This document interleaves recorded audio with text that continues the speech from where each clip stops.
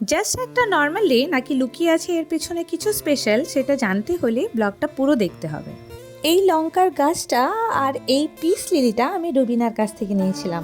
Peace lily বাড়িতে রাখার আমার ইচ্ছে অনেক দিন ধরে ছিল, আর বাড়ি আসার পরেই দেখি এতে একটা ফুল ধরেছে।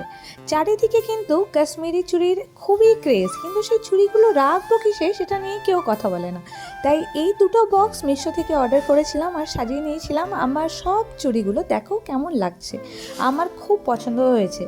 তারপরে বাড়ি এসে দেখি একটা নতুন গেস্ট, আর গেস্টটা ছিল খুবই নটি, যা পাচ্ছিল তাই সব দিকে নিয়ে ছুটে বেড়াচ্ছিল। কিছুক্ষণ ওর সাথে খেলা করার পরে আমি তো টায়ার্ড হয়ে গেলাম, কিন্তু ও টায়ার্ড হলো না।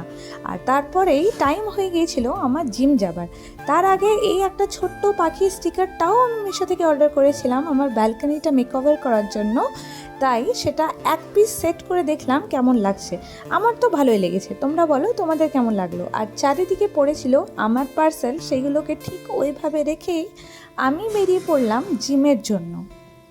দিনটা ছিল মানডে, আর সেদিন ছিল আমার চেস্ট ওয়ার্কআউট। তাই আমি মোটামুটি ঠিকভাবে ওয়ার্কআউট করার চেষ্টা করেছিলাম, জানি না কতটা ঠিক পেরেছিলাম। তাই ওয়ার্কআউট করে আমি সোজা চলে গেছিলাম মিও মোর, কারণ আমার পেয়েছিল খুব বেশি খিদে। আর কিছু জিনিস বাড়ির জন্য নেওয়ার পরে ওখানে দাঁড়িয়ে আমি এই চিজ স্যান্ডউইচগুলো খেলাম, যেগুলো আমার খুবই ফেভারেট।